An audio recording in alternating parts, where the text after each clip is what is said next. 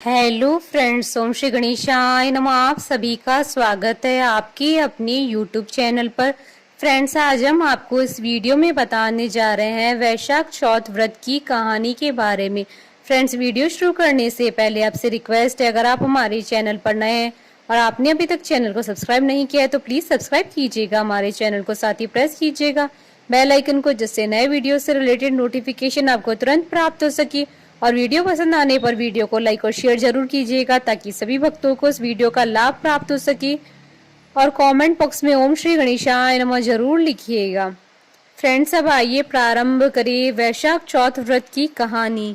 एक बुढ़िया माई थी, उसके ग्वालियो बिचौलियो नाम का बेटा था। बुढ़िया माई बेटे के लिए 12 महीनों की 12 चौथ करती। बेटा जंगल से लकड़ी काट कर लाता। दोनों माँ बेटे उनको बेचकर गुजारा करते थे। बुढ़िया माई रोजाना लकड़ियों में से 2 लकड़ी अलग रख लेती और चौथ के दिन बेटे से छुपकर बेचकर सामान लेकर आती। फिर 5 चूरमा के पिंड बनाती, एक बेटे को खिलाती, एक आप खाती, एक चौथ माता को चढ़ाती और वह 2 बांट देती थी। एक चौथ के दिन बेटा अपनी पड़ोसन के घर गया। उसने चूरमे के लड्डू बना रखे थे तो उसने पूछा, आज क्या है जो आपने चूरमा बनाया है? पड़ोसन बोली, मैंने तो आज ही बनाया है, तेरी माँ तो हर चौथ के दिन बनाती है, तुमको आज दिया था क्या?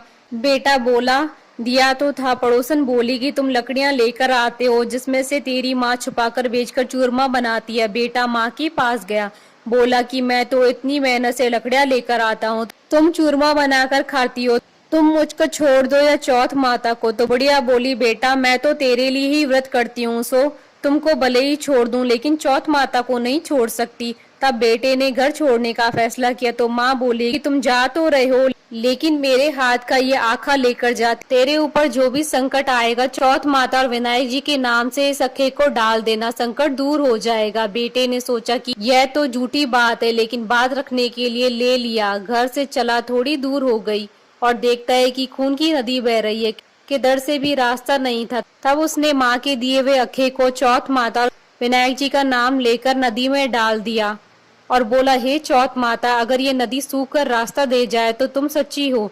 इतने में ही नदी सूख कर रास्ता हो जाती है। थोड़े आगे चलने पर तो रात होने लगी और सुनसान जंगल आ गया। तब अखा लेकर बोला, हे चौथ माता, मुझे रास्ता मिल जाए, नहीं तो ये जानवर मुझे खाएंगे।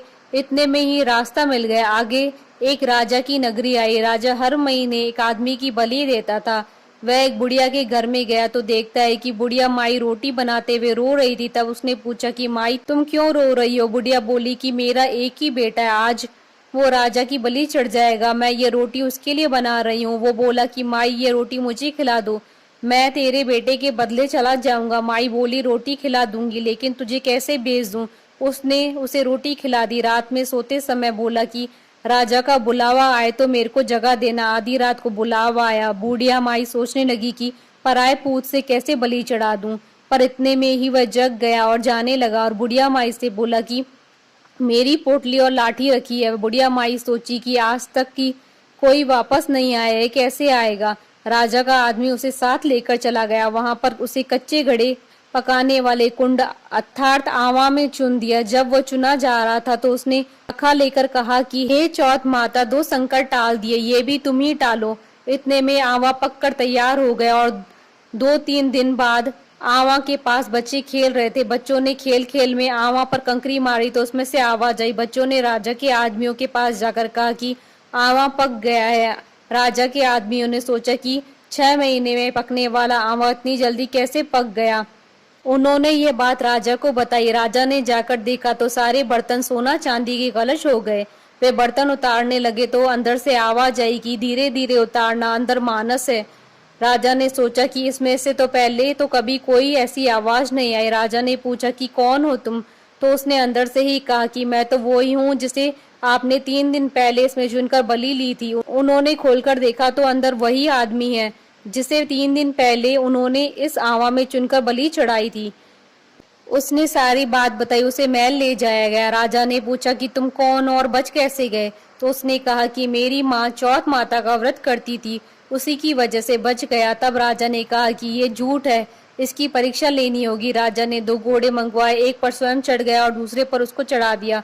उसके हाथों और पैरों में जंजीर डाल दी गई। राजा ने कहा कि अब अपन जंगल की तरफ चलते हैं। अगर जंजीरें खुलकर मेरे हाथों पैरों में आ जाएंगी तो तुम्हारी माँ की चौथ माता सच्ची। थोड़ी दूर चलने पर ऐसा ही हो गया। राजा के हाथ पैरों में जंजीरें जकड़ गई। फिर उस लड़के ने बड़ी मुश्किल से राजा को वापस राजमहल पहुंचाया और जाने लगा। तब राजा ने उसे रोकने के आदेश दिए। फिर राजा ने उसे अपनी बेटी के साथ विवाह करने के लिए कहा तो उसने सहर्ष ही स्वीकार कर लिया। राजा ने उसे उसी महल में रहने के लिए अलग से सारे साधन उपलब्ध करवा दिए। वह राजकाज में सहयोग करने लगा। कुछ महीनों बाद उसे घर की याद आई। एक दिन मौसम बहुत खराब हो रखा था, चारों ओर बिजलियां कड़क रही थी। उसे अपनी माँ की याद आई तो उसने अपनी पत्नी से कहा कि आज तो बिजली मेरे गांव की तरफ चमक रही है। तो उसकी पत्नी यानी राजा की बेटी ने कहा कि आपके गांव भी है क्या? तो उसने बताया हाँ। उसने अपनी माँ के बारे में बताया। फिर कहा कि गांव चलेंगे। दूसरे दिन सुबह वे गांव के लिए रवाना हुए तो राजा ने खूब सारा धन देकर उन्हें विदा किया। गांव के समीप पहुंचने पर लोगों को पता चल गया उसकी माँ से बुढ़ापे में लकड़ियां तो कटती नहीं थी, इसलिए गोबर के उपले बनाकर उसे बेचकर जीवन यापन कर रही थी। वह उपले बीन कर ला रही थी तो पड़ोसन ने बताया कि बुढ़िया माई तेरे बेटे बहू आ रहे हैं। तो उसने कहा कि मेरे भाग्य में बेटे बहू कहाँ, एक बेटा था जिसे भी तुमने लगा बुझा के निकाल दिया। तो उसने कहा कि मैं सच बता रही हूँ, विश्वास नहीं हो तो देख लो। बुढ़िया ने छत पर जाकर देखा तो सच में गांव की तरफ एक लश्कर आ रहा था। घर आकर बेटे बहू ने पांव छुए। बेटे ने कहा माँ तेरी चौथ माता के प्रभाव से आज मैं जिंदा हूँ। उसी दिन उसने पूरे गांव में हाहाकार करवा दी कि कल मेरे घर पर सामूहिक भोजन है। दूसरे दिन सबको भोजन करने के बाद खूब सारे उपहार देकर कहा चौथ का व्रत करे। चौथ माता जैसा उस बुढ़िया माई और उसके बेटे को संकट से बचाया वैसे सबको बचाना। पढ़ने वालों को और सुनने वालों को और उसके परिवार को फ्रेंड्स, वैशाख मास संकष्टी चतुर्थी व्रत कथा शुभ मुहूर्त पूजा विधि का वीडियो आप देख सकते हैं हमारे चैनल पर। इसका लिंक आपको डिस्क्रिप्शन बॉक्स में भी मिल जाएगा। बोलिए चौथ माता की जय, विनायक जी महाराज की जय। हमारे साथ इस वीडियो में अंत तक बने रहने के लिए धन्यवाद। ओम श्री गणेशाय नमः।